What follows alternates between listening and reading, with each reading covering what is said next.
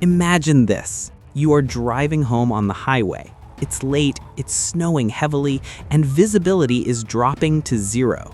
Suddenly, you see a wall of brake lights ahead. You stop. You wait 10 minutes, then 20, then an hour. You turn off your engine to save gas. The temperature inside your car drops to freezing within minutes. You check your phone. No signal. You are not just stuck in traffic, you are trapped in a frozen metal box, and nobody is coming to get you. Every year, thousands of motorists get stranded in severe weather events, like the infamous I-95 shutdown in Virginia, where people were trapped for nearly 30 hours without food, water, or heat. Most people think their car is a shelter. It isn't. Without fuel, your car is just a refrigerator that you are sitting inside of. Most drivers have a spare tire and maybe some jumper cables, but when the highway turns into a graveyard, those things are useless. Today, I am going to show you the 5 specific life-saving items you need in your trunk right now. Item number 3 is something you probably have in your kitchen, and item number 5 is the difference between waking up in the morning or drifting off forever. Before we open the trunk, we need to understand the enemy. When you are stranded in a blizzard or a massive pileup, you aren't fighting traffic, you are fighting 2 invisible killers, hypothermia and carbon monoxide. The biggest mistake people make is relying on the car's heater. They think, I have half a tank of gas, I'll just run the engine. Here is the math. An idling car consumes about half a gallon to a gallon of gas per hour. If you have a quarter tank, you have maybe 3 or 4 hours of heat. Once that gas is gone, the temperature inside that vehicle will match the temperature outside very quickly. Worst, if snow piles up and blocks your exhaust pipe while you are idling, carbon monoxide will fill the cabin. It's odorless, colorless, and it puts you to sleep before it kills you. So, your survival strategy cannot depend on the engine running. It must depend on what you have packed in your trunk.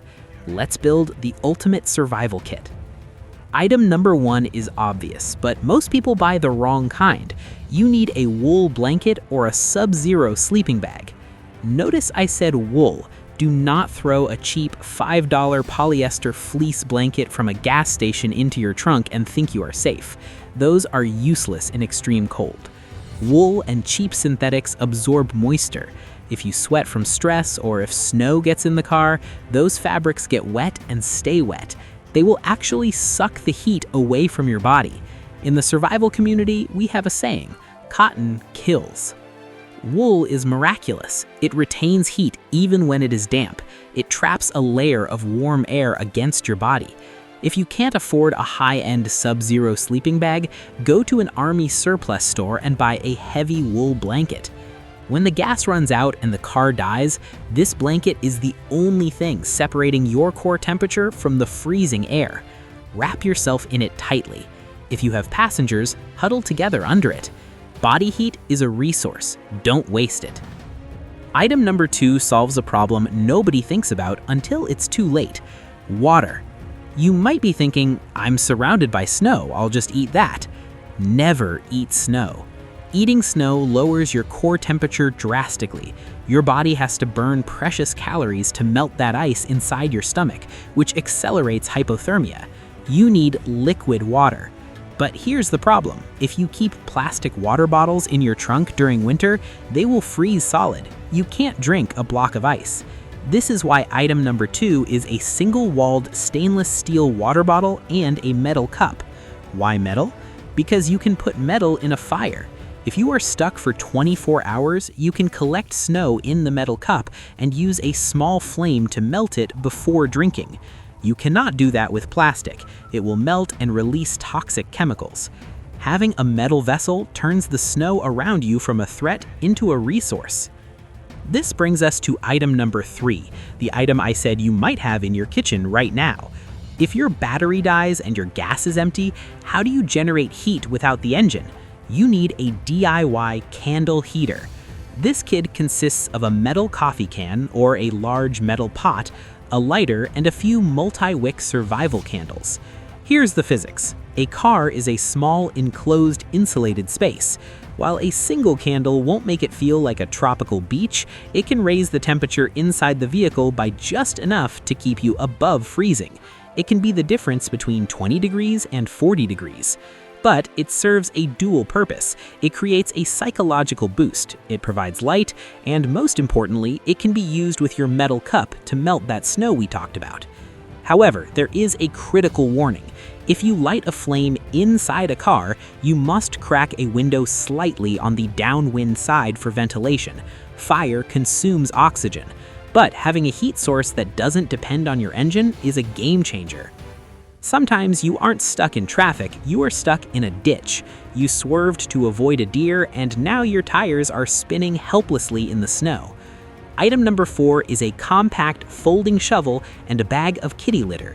You cannot dig a car out of a snowbank with your bare hands. Your hands will freeze, you will lose dexterity, and you will panic.